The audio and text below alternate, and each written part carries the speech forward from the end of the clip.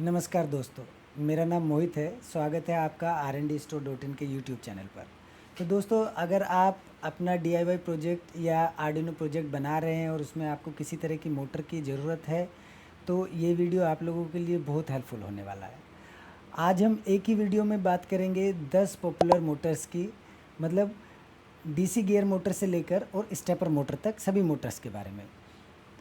तो इसमें हर एक मोटर के अलग अलग वेरिएंट हैं, उनके बारे में बात करेंगे और साथ में बात करेंगे कि उन मोटर्स के यूसेज कहाँ कहाँ पर है, उनके एप्लीकेशंस कहाँ कहाँ पर हैं और वो मोटर बेसिकली होते किस तरीके के हैं, उनका मैकेनिज़्म क्या है और वो कैसे काम करते हैं, इस तरीके से बात करेंगे। चलिए अब बात करते हैं हम अपने वीडियो की सबसे पहली मोटर के बारे में। तो ये जो मोटर है, ये मेरे हाथ में आप देख रहे हैं, ये है 12 वोल्ट DC गियर मोटर। तो इस मोटर में क्या होता है कि अपना एक जो गियर बॉक्स अटैच्ड होता है, उससे क्या होता है कि इससे स्पीड कम होगी और टॉर्क ज़्यादा होगा।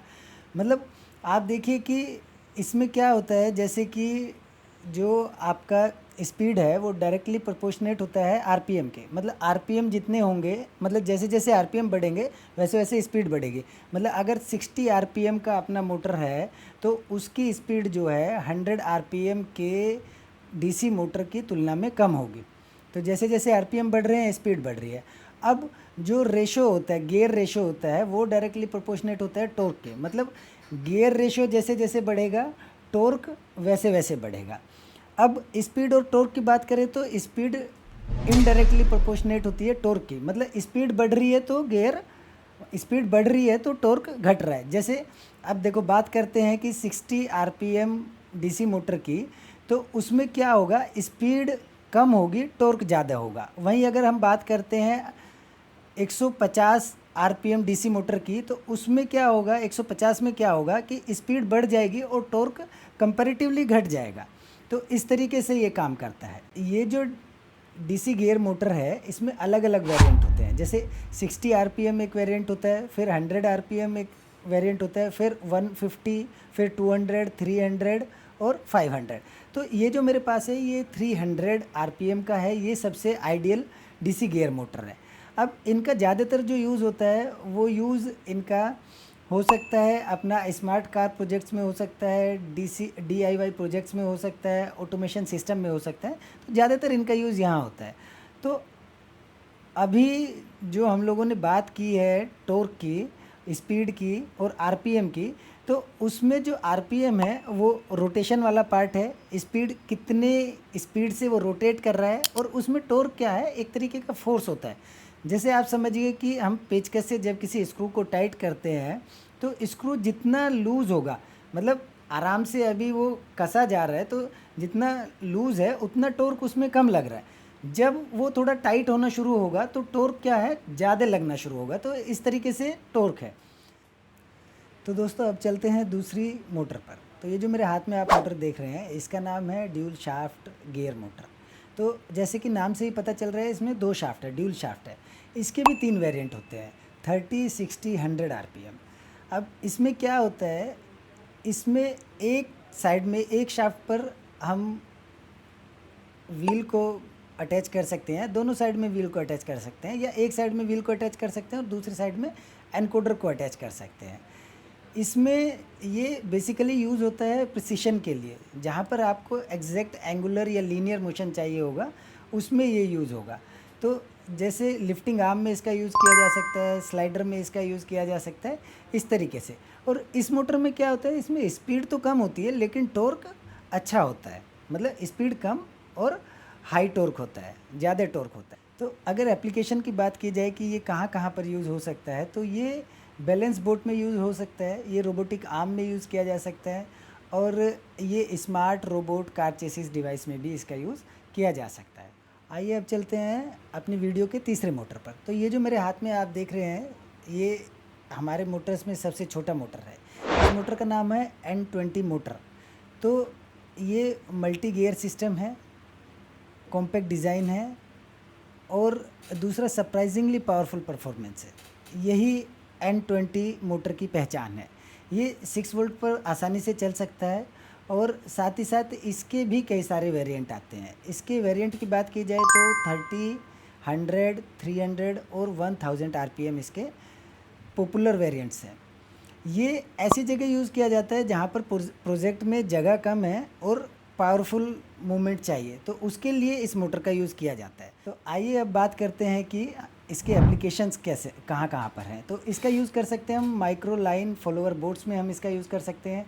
इसका यूज़ कर सकते हैं मिनी ट्रैक्ड व्हीकल में, इसका यूज़ कर सकते हैं, और कोवर्ट मोटराइज्ड मैकेनिज़्म में भी हम इसका यूज़ कर सकते हैं। और हाँ, एक ध्यान देने योग्य बात इसमें ये है कि हम इसको PWM मतलब पल्स विद मॉड्यूलेशन के साथ भी कंट्रोल कर सकते हैं। आइए अब बात करते हैं अपने वीडियो की चौथी मोटर की। तो ये मोटर है N10 मोटर। ऐसा समझ लीजिएगा कि ये जो हमने पिछली मोटर की बात करी थी N20 मोटर, ये उसी का छोटा भाई है। साइज़ की बात करें तो साइज़ में स्लाइटली उससे छोटा है। गियर रिडक्शन मैकेनिज़्म इसमें भी है और परफॉर्मेंस इसकी भी बेहतरीन है। लो टॉर्क और लो लोड एप्लीकेशन के लिए इसका यूज़ परफेक्ट हो जाता है। आइए अब बात करते हैं इसके एप्लीकेशंस की। तो इसको RC टॉयज़ में यूज़ किया जा सकता है, इसको टाइम बेस्ड मैकेनिकल टॉयज़ में यूज़ किया जा सकता है, ड्रॉवर ओपनर्स में भी इसका यूज़ किया जा सकता है। और सबसे अच्छी बात यह है कि इसका पावर कंजप्शन बहुत लो है, और यदि आपका प्रोजेक्ट जो है बैटरी ऑपरेटेड सेटअप है तो ये आपके लिए परफेक्ट है। तो अब बात करते हैं पाँचवीं मोटर की। तो ये मोटर है जॉनसन मोटर 300 आरपीएम। तो ये मोटर है, तो पावर और ड्यूरेबिलिटी ही इसकी पहचान है। ये बेसिकली 12 वोल्ट पर काम करता है और हाई आरपीएम प्रोड्यूस करता है, जैसे 3000 से लेकर 10,000 आरपीएम तक भी ये प्रोड्यूस करता है। अगर स्पीड की बात की जाए तो ये अनबीटेबल है, स्पीड में इसका कोई सानी नहीं है। लेकिन इसके लिए ज़रूरी होता है कि हमारे पास जो है एक हीट सिंक और दूसरा मोटर ड्राइवर होना ज़रूरी है।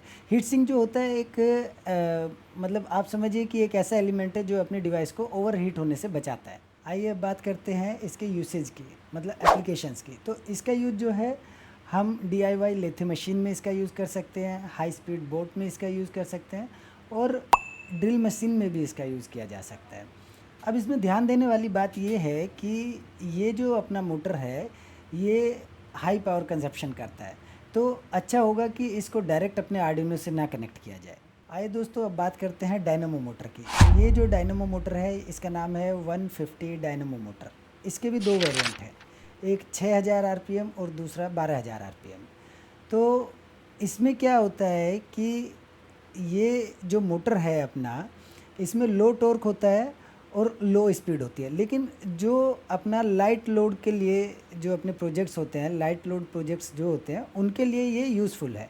इसका मेन यूज़ जो है वो टॉयज़ में हो जाता है, साइंस किट में इसका यूज़ हो जाता है, और जो अपने प्रोजेक्ट्स हैं, डेमो प्रोजेक्ट्स हैं, उनमें भी इसका यूज़ काफ़ी होता है। तो ये रिवर्सिबल मूवमेंट है इसका अपने मोटर का, मतलब ये क्लॉकवाइज और एंटी क्लॉकवाइज दोनों डायरेक्शन में मूव करता है। तो टॉयज़ में इसका यूज़ किया जा सकता है, बजर टॉयज़ में इसका यूज़ किया जा सकता है, और फैन विद स्विच में इसका यूज़ किया जा सकता है। ध्यान देने वाली बात यह है कि इसका यूज़ करते समय रिवर्स पोलैरिटी कॉन्सेप्ट को ध्यान में रखना ज़रूरी है। आइए आगे बढ़ते हैं। ये जो मोटर है इसका नाम है R385 मोटर, पंपिंग मोटर है। इसके भी दो पॉपुलर वेरिएंट हैं, एक वेरिएंट है 180 आरपीएम, दूसरा है 300 आरपीएम। ये बेसिकली डायाफ्रेम पंप वाटर है। ये सक्शन और प्रेशर दोनों अच्छे से करता है। मतलब इसमें क्या, सक्शन मतलब पानी को खींच सकता है नीचे से अच्छे से, और उसके साथ ही साथ इसको प्रेशर से पंप कर सकता है, फेंक सकता है। 6 वोल्ट और 12 वोल्ट पर ये अच्छी कैपेसिटी से काम करता है। और आर्डिनो से यदि हम वाटर कंट्रोल या फिर सैनिटाइज़र डिस्पेंसर बनाना चाहते हैं तो उसके लिए ये मोटर परफेक्ट होगा। आइए अब बात करते हैं इसके एप्लीकेशंस की। तो डिस्पेंसर में इसका यूज़ किया जा सकता है, और डिस्पेंसर सिस्टम के साथ साथ इसका यूज़ जो है हम प्लांट वाटरिंग में भी कर सकते हैं, ऑटोमेटिक प्लांट वाटरिंग में, और इसका एक यूज़ हम एक्वेरियम पंप में भी कर सकते हैं। ध्यान देने वाली बात इसमें ये है कि ये एयर को भी कंप्रेस कर सकता है, तो इससे हम एयर पंप भी बना सकते हैं। आइए दोस्तों अब चलते हैं अपनी वीडियो की 8वीं मोटर पर। ये मोटर का नाम है R260 मोटर। इसके भी दो पॉपुलर वेरिएंट हैं, 8000 और 12000 आरपीएम। इस मोटर में क्या है, ये एक general purpose compact DC motor है। इसका यूज़ हम टॉयज़ में कर सकते हैं, और दूसरा इसका यूज़ हम कर सकते हैं लाइट वेट स्पिनिंग सिस्टम में इसका यूज़ किया जा सकता है। ये हाई आरपीएम प्रोड्यूस करती है और ये 3 वोल्ट और 6 वोल्ट पर आसानी से काम करती है। इसका यूज़ हम कर सकते हैं मॉडल मॉडल एयरप्लेन्स में इसका यूज़ कर सकते हैं, आरसी फैंस में इसका यूज़ कर सकते हैं, और ये जो अपना हेयर ट्रिमर होता है इसमें भी इसका यूज़ हो जाता है। और इसमें एक और मज़ेदार बात ये है कि हम इसको अपने सोलर पैनल से जोड़कर मिनी सोलर फैन भी बना सकते हैं। आइए दोस्तों, अब देखते हैं अपना नोवा मोटर। इस मोटर का नाम है 3 वोल्ट टॉय डीसी मोटर। ये इसका एक ही वेरिएंट आता है, वो है 10,000 आरपीएम।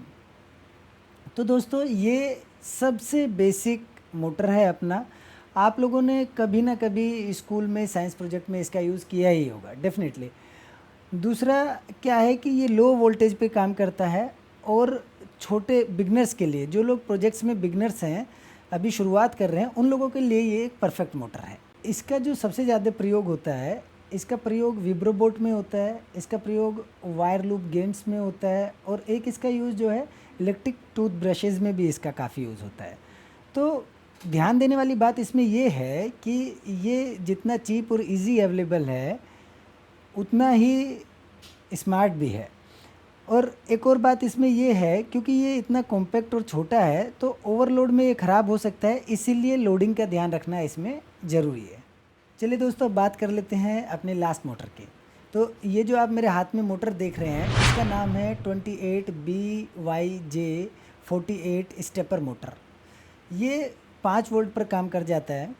इसके लिए इसमें क्या होता है, इसमें एक शाफ्ट होती है और 4 कॉइल्स अलग अलग होती है। उसमें इलेक्ट्रोमैग्नेटिक करंट्स होता है, इलेक्ट्रोमैग्नेटिक फील्ड होता है।